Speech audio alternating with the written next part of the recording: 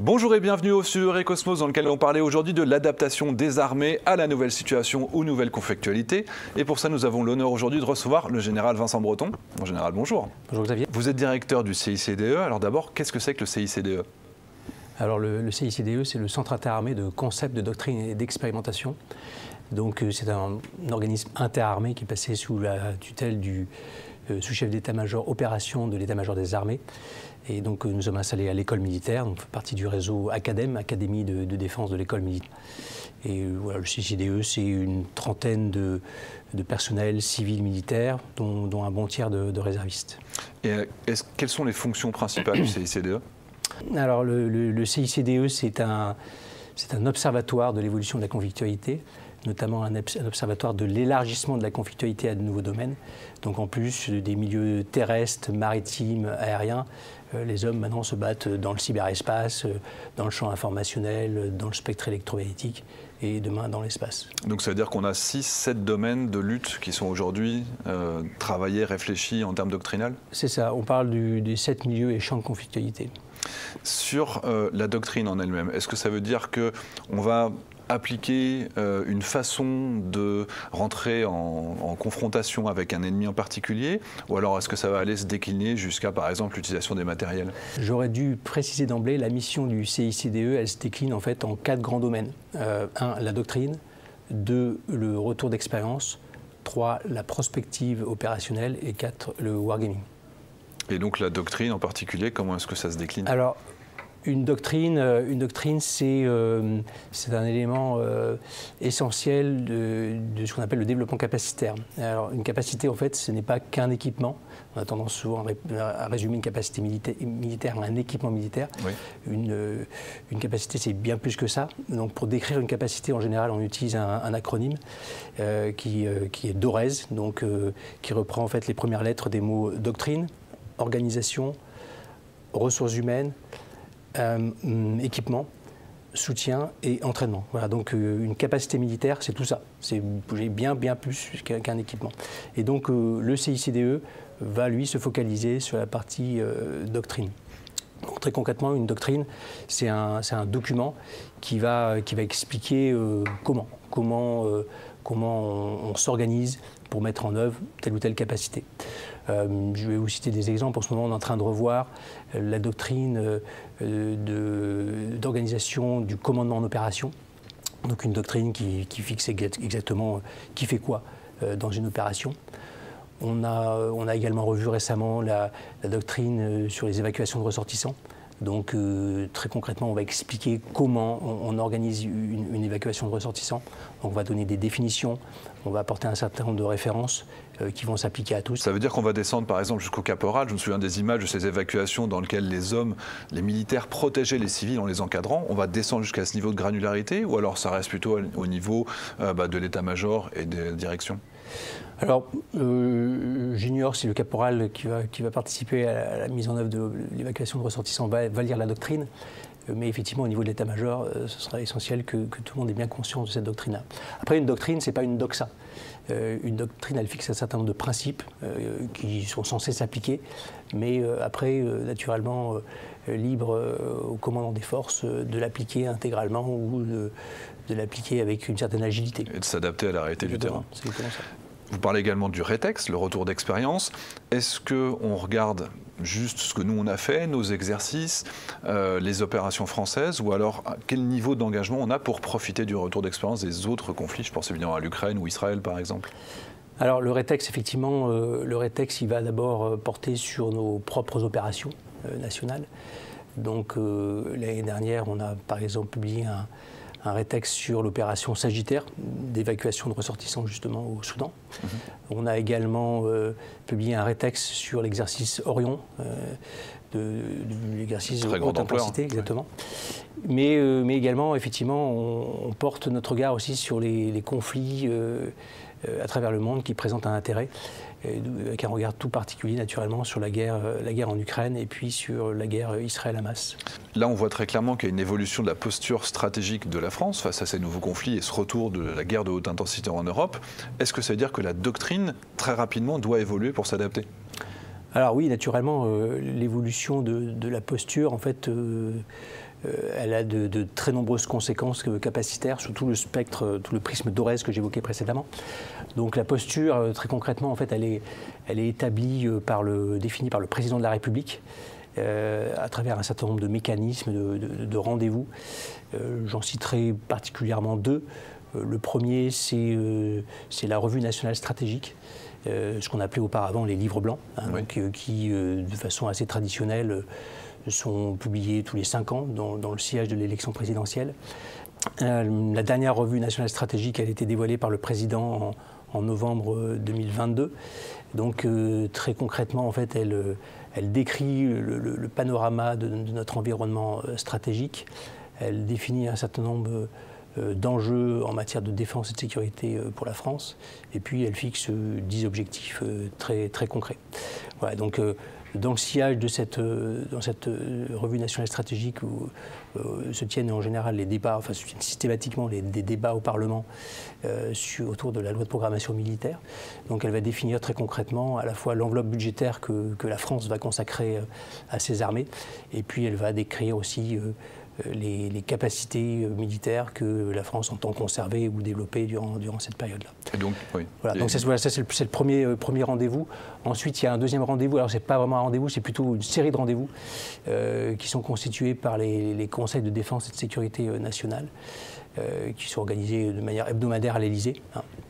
Et donc, au cours desquels le président de la République va fixer donner un certain nombre d'orientations sur les sujets à l'ordre du jour, qui peuvent être les opérations extérieures, la dissuasion nucléaire, le renseignement, le développement capacitaire, etc., etc. Et donc cette fusion entre le retour d'expérience, la doctrine qui doit évoluer et puis cette évolution de la posture, elle se traduit déjà par des nouveaux textes qui sont déjà enseignés dans les états-majors, ou alors ça prend quand même des années? Alors, donc la posture définie par le président, les orientations qu'il aura données, effectivement, en fait, après, elles vont se décliner à de multiples niveaux, donc par plusieurs organismes qui vont traiter chacun par rapport à leurs prérogatives. Donc le CICDE, lui, va se concentrer sur le D de doctrine, et donc de façon très concrète, je peux vous donner un exemple. La revue nationale stratégique 2022, vous savez, a érigé l'influence comme une 6e fonction stratégique, donc aux côtés de la dissuasion nucléaire, de la protection résilience, de la connaissance anticipation, etc., etc.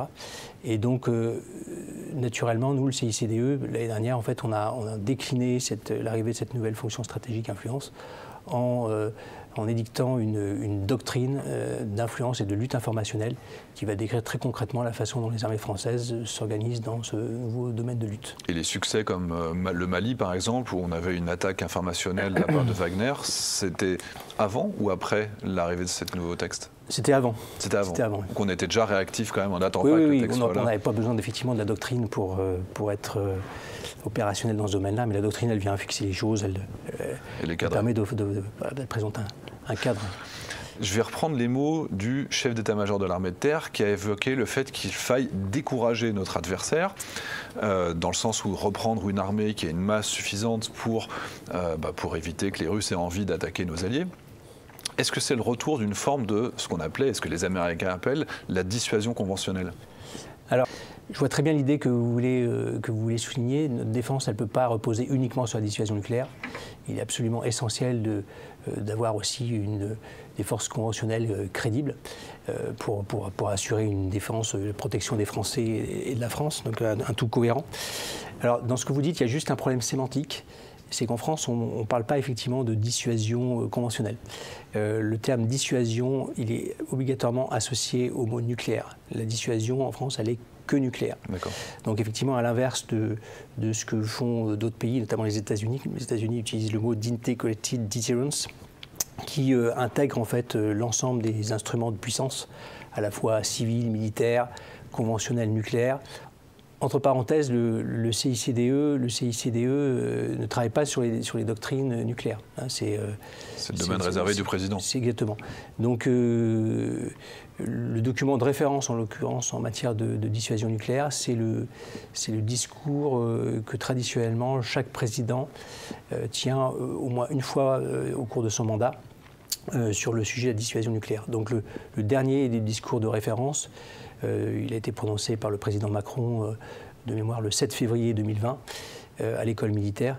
Et donc il définit précisément le rôle, la place du conventionnel en épaulement de la dissuasion nucléaire. Très important en fait cette notion d'épaulement, épaulement réciproque des forces nucléaires et des forces conventionnelles. Vous ne pouvez pas avoir de dissuasion nucléaire crédible si vous n'avez pas des forces conventionnelles elles-mêmes crédibles. Et à l'inverse, la crédibilité de votre dissuasion nucléaire renforce la crédibilité de vos forces conventionnelles. Alors, il y a des chapitres très, très bien écrits sur ce sujet-là dans la Revue nationale stratégique et puis dans le discours également du président de la République en février 2020. Alors, si vous regardez maintenant un petit peu vos homologues à l'étranger, si on regarde par exemple la doctrine ukrainienne, la doctrine russe, est-ce que vous percevez une évolution rapide de leur façon d'employer leurs armes et est-ce que finalement ils sont efficaces dans leur retour d'expérience? Alors oui, ils sont très efficaces. Donc vous soulignez un point extrêmement important. En fait, la capacité d'adaptation, c'est vraiment un facteur clé de succès dans des guerres, notamment des guerres très longues, comme celle qu'on voit en Ukraine. Donc il est clair que cette guerre, elle se jouera notamment dans la capacité des deux belligérants à s'adapter plus vite que leur adversaire. Donc à ce petit jeu-là, on a tendance à considérer que l'Ukraine est plus innovante, plus agile que l'armée russe, notamment du fait de la mobilisation d'une armée de geeks.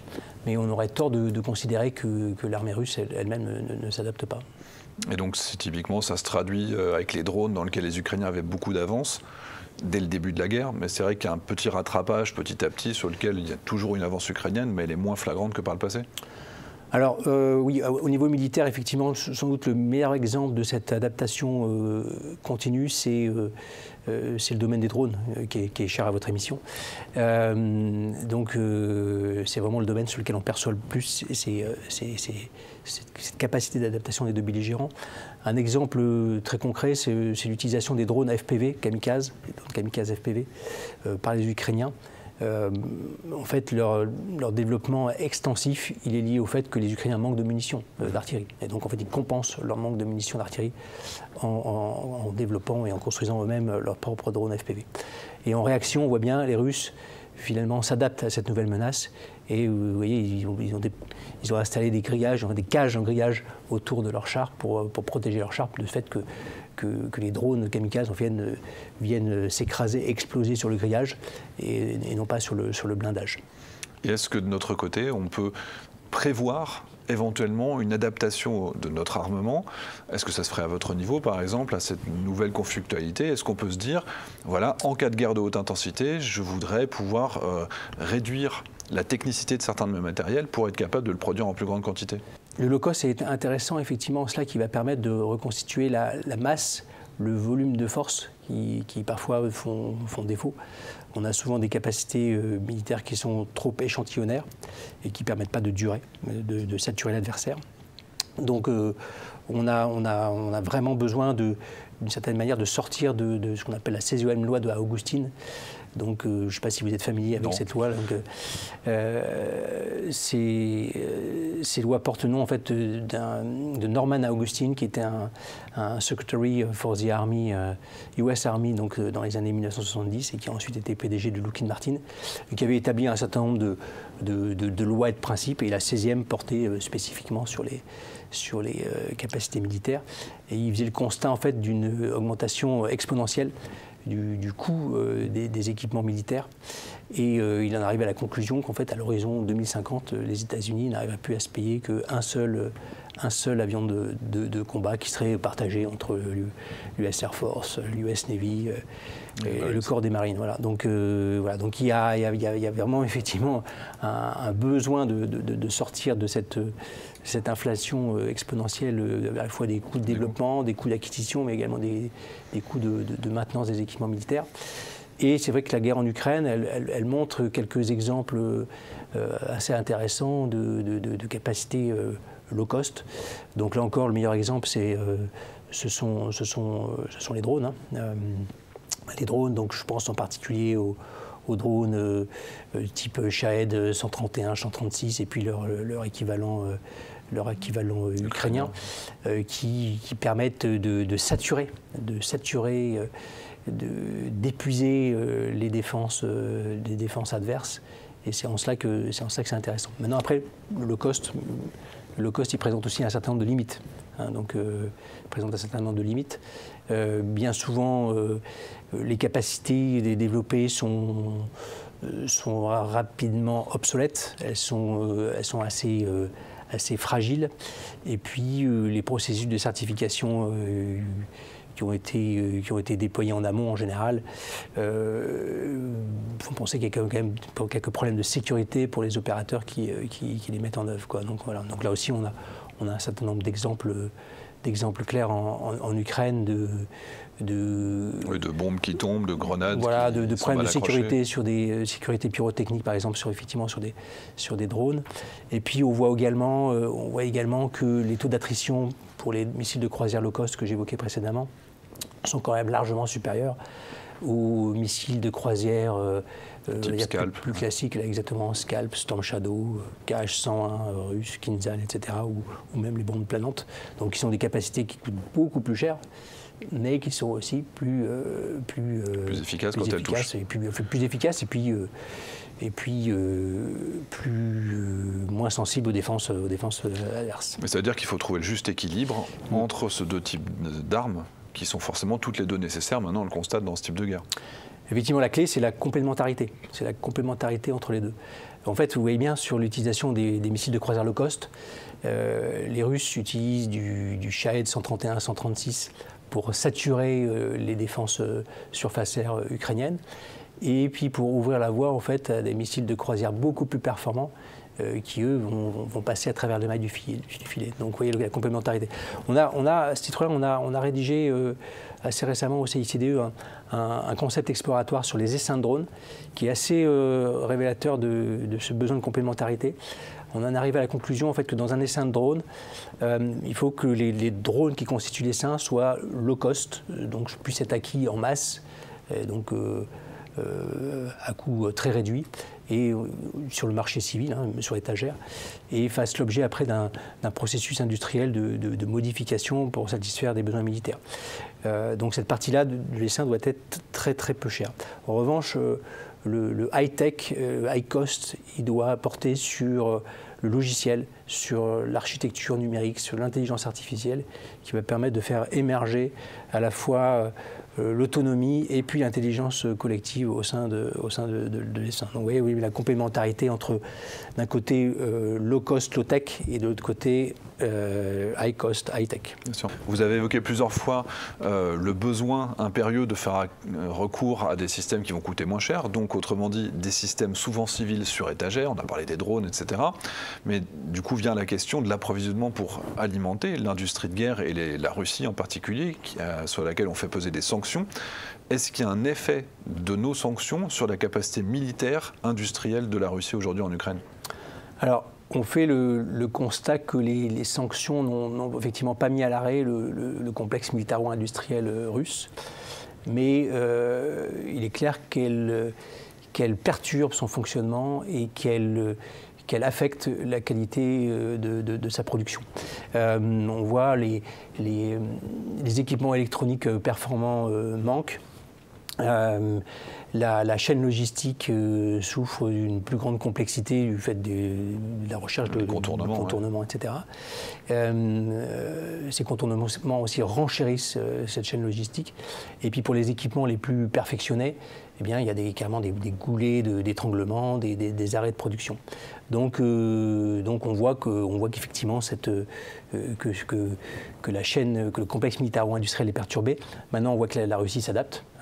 Donc effectivement, pour remplacer les composants électroniques occidentaux, elle va chercher des substituts certes moins performants, moins efficaces auprès d'autres fournisseurs. Et puis avec ça, elle parvient globalement à satisfaire ses besoins opérationnels sur le terrain et à ne pas perdre la guerre. Maintenant, après, d'un point de vue global, on voit bien que les sanctions, c'est quand même un gros caillou dans la chaussure russe. C'est un gros caillou. Donc à la fois l'économie de guerre et les sanctions économiques, elles viennent perturber l'économie globale russe, elles viennent renforcer des fragilités structurelles, elles viennent créer des déséquilibres macroéconomiques qui seront très préjudiciables sur le long terme. Donc on voit une économie qui finalement s'enferme de plus en plus dans une économie de rente autour du complexe militaro-industriel, autour des hydrocarbures, et ça au détriment finalement de tout le reste. Donc des investissements en matière d'infrastructures, de la diversification des industries, de la formation, et donc in fine de la croissance économique du pays.